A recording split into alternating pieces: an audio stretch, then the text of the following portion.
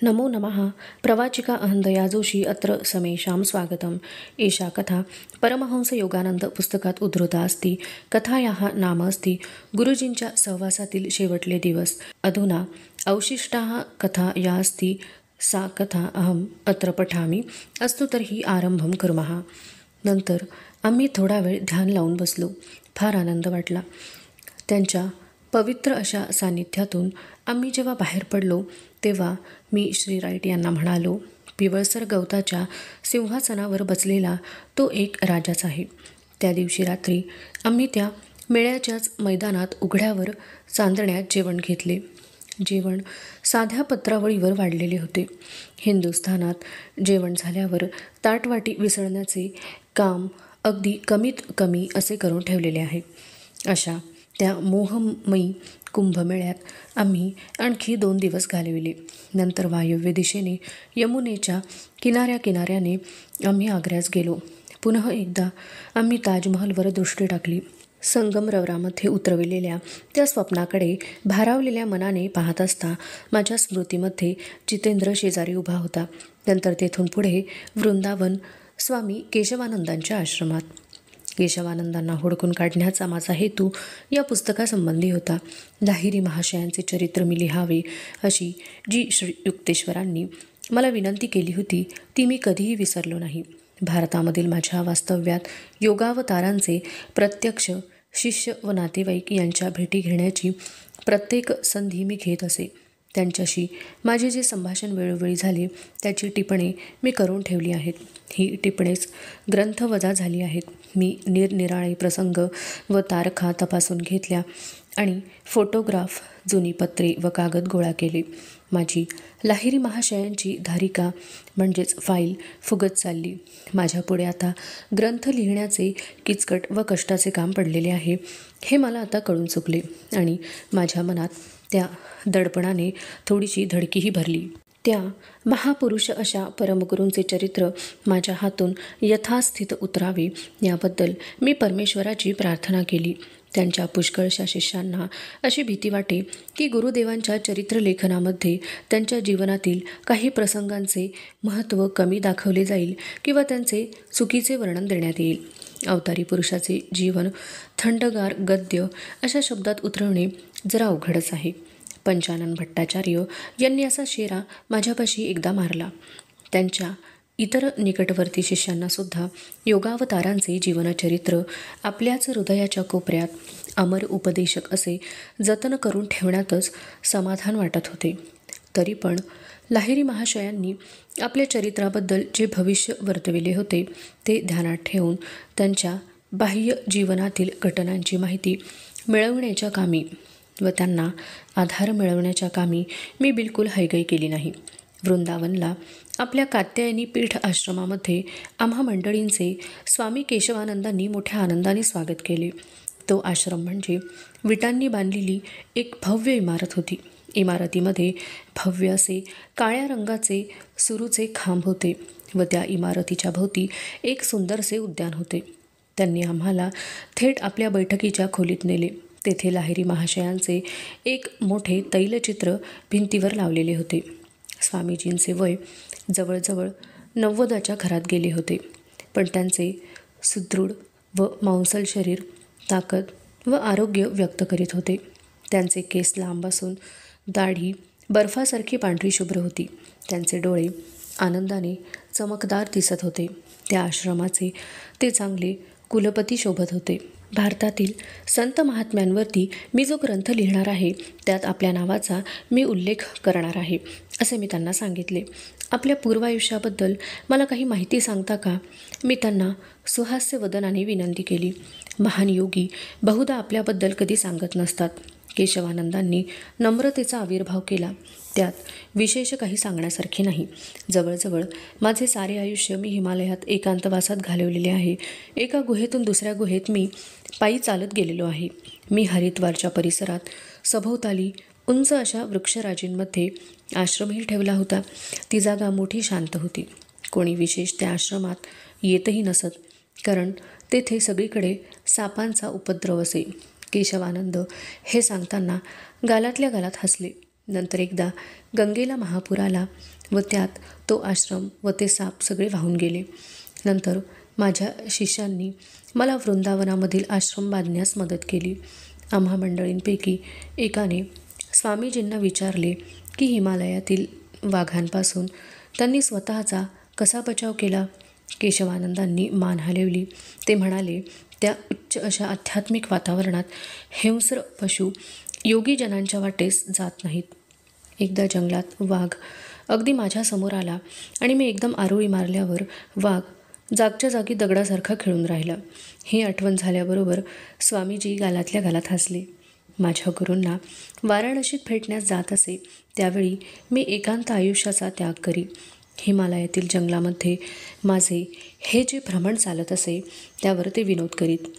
तुझ्या पायावर शकट योग आहे, ते मला एकदा म्हणाले. पवित्र हिमालय पर्वत इतका अफाट आहे की तो तुझ्या ह्या भ्रमंतीला पुरून उरणार आहे. ह्यात मला संतोष वाटतो. केशवानंद पुढे सांगू लागले, ह्या जगातून प्रयाण करण्यापूर्वी व नंतरही पुष्कळदा लाहिरी महाशयांनी पार्थिव देहाने मला भेट दिलेली आहे. त्यांना हिमालयाचे कोणतेही शिखर उंच असे नसे. 2 तासांनी ते आम्हाला जेवणाच्या दालनात घेऊन गेले. मनातल्या मनात मी घाबरून गेलो होतो व निश्वास टाकीत होतो. आणि आता हे निरनिराळे 15 पदार्थ केलेले जेवण. भारतामध्ये येऊन मला 1 वर्षसुद्धा अजून झाले नव्हते, पण येथल्या आतिथ्यामुळे माझे वजन मात्र 50 पौंडांनी वाढले. तरी पण माझ्या सन्मानार्थ ह्या ज्या सारख्या मेजवान्या चालत होत्या त्यामधील अतिशय दक्षतेने व कलाकुसरीने केलेल्या खाद्यपदार्थांचा थोडा तरी आस्वाद घेण्याचे नाकारणे हे शिष्टाचाराला शोभले नसते. उद्धटपणाच वाटला असता तो. भारतात तरी दुर्दैवाने अन्य ठिकाणी जरी नाही, गुबगुबीत चेहऱ्याचा धष्टपुष्ट स्वामी पाहावयास मिळणे म्हणजे एक संतोषकारक दृश्य होते. जेवण झाल्यानंतर केशवानंदांनी मला जरा बाजूला एकांतात नेले. ते म्हणाले, तुझे येथे येणे हे अनपेक्षित नाही. तुझ्याकरता एक निरोप आहे. मला आश्चर्य वाटले. केशवानंदांना भेटावयाचा माझा बेत मी कोणासही सांगितला नव्हता. स्वामींनी आपले बोलणे पुढे चालू ठेवले. गतवर्षी उत्तर हिमालयात बद्रीनारायणाच्या परिसरात भ्रमण करीत असता मी एकदा वाट चुकलो. जवळच एक मोठी गुहा दिसली. तेथे निवाऱ्याकरता जावे म्हणून ठरवले. गुहा मोकळीच होती, तरी पण त्या खडकाच्या भूमीतील एका खळग्यात अग्नी धुमसत होता. ह्या अशा एकांत स्थळी कोण राहत असावे ह्याचे मी मनात आश्चर्य करीत राहिलो. मी विस्तवाजवळ बसलो.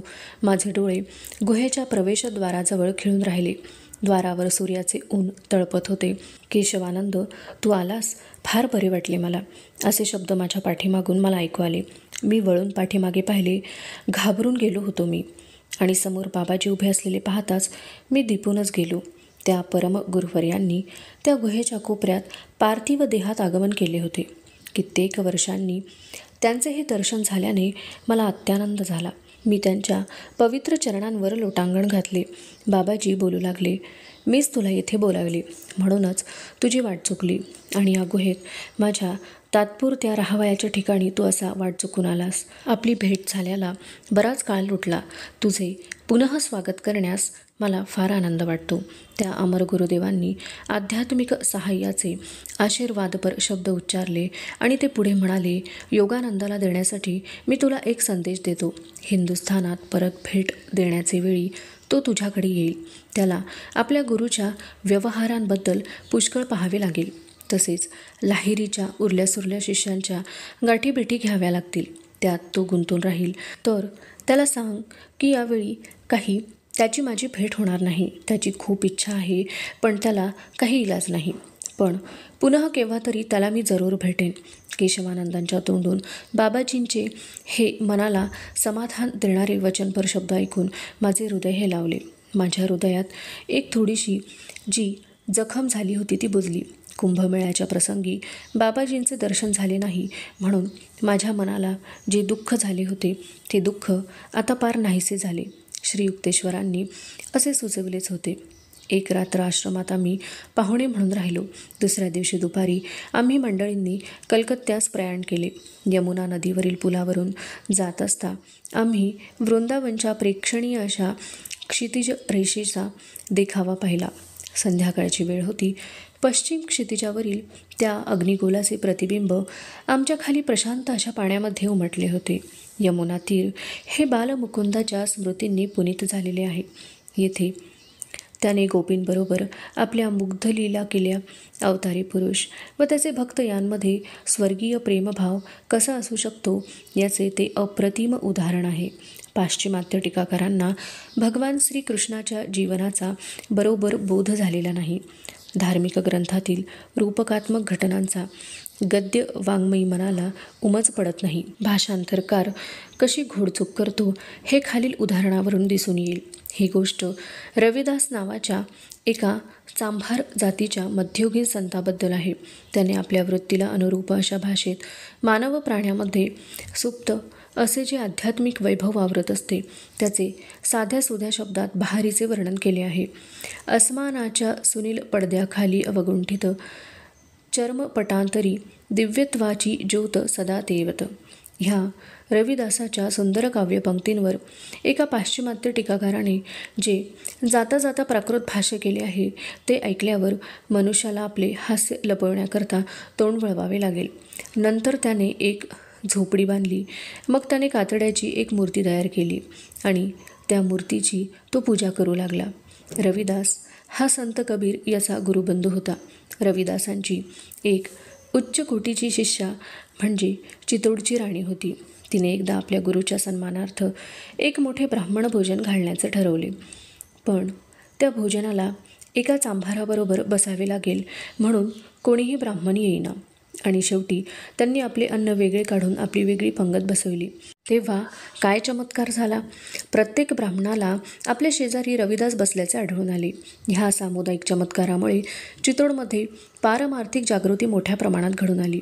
थोड्या दिवसात आम्ही मंडळी कलकत्त्यास येऊन पोहोचलो. श्री युक्तेश्वरांना भेटण्याकरता मी अगदी अधीर झालो होतो. पण ते सेरामपूर सोडून पुरीला गेले आहेत हे कळल्यावर माझी मोठी निराशा झाली.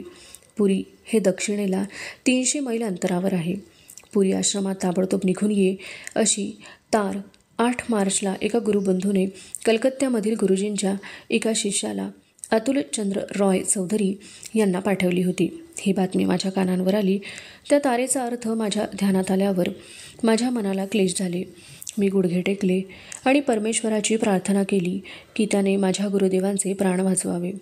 मी वडिलांचे घर सोडून गाडीतून जाण्यास निघालो आणि मला आतला आवाज सांगू लागला, आज रात्री पुरीला जाऊ नकोस, तुझी प्रार्थना निष्फळ होईल. परमेश्वरा, दुःखित हृदयाने मी म्हणालो, पुरीला माझ्याशी रस्सी खेच खेळण्याची तुझी इच्छा नाही. गुरुदेवांचे प्राण वाचावे म्हणून माझी जी सारखी प्रार्थना चालली आहे ती तू अभेरणार आहेस. तुझी अशी इच्छा आहे काय की त्यांना याहूनही उच्च असे कार्य करण्याकरता हा देह सोडावा. आतल्या आवाजाचा संदेश ऐकून मी त्या रात्री पुरीस जावयास निघालो नाही. त्या दिवशी संध्याकाळी मी आगगाडीत बसलो. संध्याकाळी 7 वाजता आकाशात एक काळ्या रंगाचा सूक्ष्म स्वरूपाचा ढग दृष्टिगोचर झाला व त्याने एकदम आकाश व्यापून टाकले. नंतर गाडी पुरीच्या दिशेने जेव्हा मोठा आवाज करीत चालली तेव्हा श्री युक्तेश्वर एका दृश्य स्वरूपात माझ्यापुढे उभे राहिले. ते बसलेले होते. त्यांची मुद्रा अतिगंभीर दिसत होती. त्यांच्या दोन्ही बाजूंना प्रकाशाचे वलय होते. सगळे आटोपले काय? विज्ञप्ती करण्याच्या हेतूने मी माझे हात वरती उचलले. त्यांनी मान हलवली आणि हळूहळू ते अदृश्य झाले. दुसऱ्या दिवशी सकाळी पुरी स्टेशनच्या प्लॅटफॉर्मवर उभा असताना एक अपरिचित मनुष्य मला भेटला. माझ्या मनातली आशा अजून गेली नव्हती. त्याने मला फक्त एवढेच सांगितले, तुमचे गुरु गेले हे तुम्हाला समजले काय? मला पुढे कधीही समजले नाही की ही निरोप देणारी व्यक्ती कोण व तिला मी कोठे भेटेन हे समजले कसे. मला धक्काच बसला. प्लॅटफॉर्मच्या भिंतीवरच मी पडलो. गुरुजी मला निरनिराळ्या प्रकारांनी आपल्या निधनाची वार्ता कळवित आहेत हे मी समजलो. एखाद्या बंडखोरासारखा माझा आत्मा एखाद्या ज्वलंत पर्वतासारखा धगधगत होता. पुरीच्या आश्रमात मी कसाबसा पोहोचलो, पण तेथे पोहोचल्यावर मी कोसळून पडलो. माझा आतला आवाज मला सारखे सांगत होता, धीर धर, शांत रहा. मी आश्रमातील आतील दालनात गेलो. गुरुजींचा देह अगदी जिवंतपणी जसा दिसत असे तसा पद्मासनामध्ये बसलेला माझ्या दृष्टीस पडला. आरोग्य व प्रेमळपणा यांचे ते प्रतीक होते. निधनापूर्वी गुरुजींना थोडा ताप आला होता, पण महानिर्याणाच्या दिवशी त्यांची प्रकृती अगदी पूर्णपणे सुधारली. मी त्यांच्या त्या प्रिय अशा देहाकडे अनेक वार पाहिले. त्या कुडीतून प्राण निघून गेलेला आहे याचा मला बोध होईना. त्यांच्या देहाची त्वचा मृदू होती. त्यांच्या मुद्रेवर प्रशांततेचा एक सुंदरसा आविष्कार होता. काही गूढ संदेश आल्यावर त्यांनी पूर्ण जाणतेपणे आपल्या पार्थिव शरीराचा त्याग केला होता. गेला बंगालचा सिंह गेला. मी दिंगमूढ होऊन रडू लागलो. 10 मार्चला मी त्यांचे अंत्यसंस्कार केले. प्राचीन रिवाजानुसार श्री युक्तेश्वरांचा देह ते स्वामी असल्यामुळे आम्ही पुरीच्या आश्रमाच्या बागेमध्येच पुरला. पुढे वासंतिक संक्रमणाच्या वेळी त्यांच्या स्मृतीनिमित्त त्यांचे पुष्कळ शिष्य तेथे दूर दूर ठिकाणाहून आले होते. कलकत्त्याच्या प्रमुख वर्तमानपत्रात अमृत बझार पत्रिकेत त्यांच्या अंत्यविधीचा वृत्तांत आला होता व त्यांचे चित्रही छापले होते. तो वृत्तांत असा: श्रीमद स्वामी श्री युक्तेश्वर गिरी महाराज यांच्या निधन समयीचा भंडारा विधी पुरीस 21 मार्चला झाला. महाराजांचे निधनसमयी वय 81 होते. त्यांचे बरेचसे शिष्य विधीकरता मुद्दाम पुरीस आले होते. भगवद्गीतेवरील प्रमुख भाष्यकार असे हे स्वामी महाराज काशीच्या योगीराज श्री श्यामचरण लाहिरी महाशय यांचे मोठे शिष्य असून त्यांनी हिंदुस्थानात योगदा सत्संगाची अनेक केंद्रे स्थापन केली आणि त्यांचे प्रधान शिष्य जे स्वामी योगानंद यांनी पाश्चिमात्य जगात जो योगविद्येचा प्रसार केला त्यांच्या पाठीमागे ह्यांचीच प्रेरणा होती. श्री युक्तेश्वरांची भविष्य वर्तविणारी शक्ती व त्यांचे साक्षात्कारी विभूतिमत्व यांनीच स्वामी योगानंदास सातासमुद्रापलीकडे अमेरिकेत जाऊन भारताच्या ऋषीवरांचा दिव्य संदेश तिकडे पोचवण्यास स्फूर्ती दिली. भगवद्गीता आणि इतर धर्मग्रंथ यांवरील त्यांच्या टीकांवरून श्री युक्तेश्वरांचे पौर्वात्य व पाश्चिमात्य तत्त्वज्ञानाविषयीचे गाढ ज्ञान दृष्टोत्पत्तीस येते व त्यावरून पूर्व व पश्चिम यांमध्ये जी वैचारिक एकता आहे ती स्पष्टपणे नजरेस येते.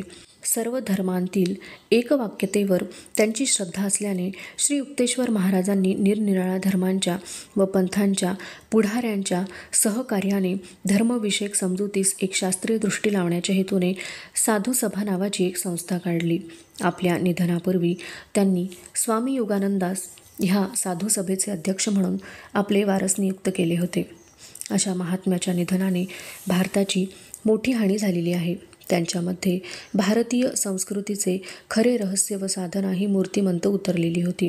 त्यांच्या सानिध्यात येण्याचे भाग्य ज्यांना लाभले आहे अशा त्यांच्या भक्तांनी त्यांच्या व्यक्तित्वाचा आविष्कार आपल्या स्वतःच्या ठिकाणी करून दाखवावा. मी नंतर कलकत्त्याला परत आलो. सेरामपूरच्या आश्रमात जाऊन येण्याचे धाडस मला करवेना. तेथील पवित्र आठवणी सारख्या माझ्या मनात येत. तेथील श्री युक्तेश्वरांचा लहान शिष्य प्रफुल्ल यास मी कलकत्त्यास बोलावले व त्यास रांचीच्या विद्यालयात घालण्याची व्यवस्था केली. प्रफुल्लने मला सांगितले, ज्या दिवशी सकाळी तुम्ही अलाहाबादला मेळ्यासाठी गेलात त्याचवेळी गुरुजी बाकड्यावरच कोसळून पडले. ते मोठ्याने ओरडून म्हणाले, योगानंद गेला तर योगानंद गेला, आणि मग गुडार्थाने बोलले, होय, मला त्याला दुसऱ्या वेगळ्या पद्धतीने सांगितले पाहिजे. आणि त्यानंतर मग ते कित्येक तास स्तब्धच बसले. माझे दिवस व्याख्याने देण्यात, वर्ग घेण्यात, मुलाखती देण्यात आणि जुन्या मित्रांना भेटण्यात गेले. माझ्या पोकळ हसण्याच्या व अविश्रांत गडबडीच्या कामांच्या मागे एका काळसरशा औदासिन्याच्या प्रवाहाने माझ्या आंतरिक आनंदाच्या नदीतील प्रवाहास दूषित करून टाकले. तो आंतरिक आनंद आज कित्येक वर्षे माझ्या निरीक्षणांच्या वाळवंटातून नागमोडी मार्ग काढीत होता. तो दिव्य महर्षी कोठे निघून गेला? व्यथित हृदयाच्या अगदी खोल अशा कप्प्यातून मी शांतपणे आक्रंदन केले. त्याचे उत्तर आले नाही. गुरुजींनी जर विश्वचैतन्याच्या बरोबर संपूर्ण सायुज्यता मिळवली असेल तर उत्तमच झाले. माझे मन मला खात्री देत होते ते अमरत्वाच्या साम्राज्यामध्ये चिरकाल ते दीप्यमान होऊन राहिले आहेत. पण माझे अंतःकरण शोक करू लागले. त्या जुन्या सेरामपूरच्या हवेलीमध्ये काही तुला आता पुनः कधीही ते दिसणार नाहीत. मित्रांना घेऊन त्यांना भेटावयास तुला आता कधी जाता येणार नाही. पुनः कधीही तुला गौरवाने असे म्हणता येणार नाही की पहा, भारताचे ज्ञानावतार येथे बसलेले आहेत.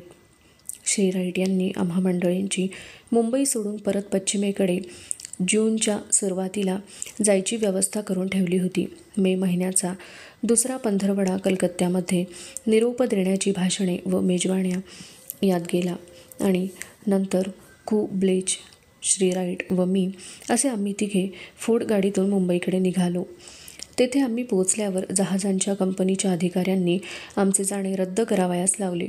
त्यांचे म्हणणे असे पडले की आमच्या फोर्ड गाडीला बरोबर नेण्यास त्या बोटीवर जागा नव्हती आणि गाडीची तर आम्हाला युरोपमध्ये फार जरूर होती. काही हरकत नाही, मी श्री राईट यांना उदासपणे म्हणालो.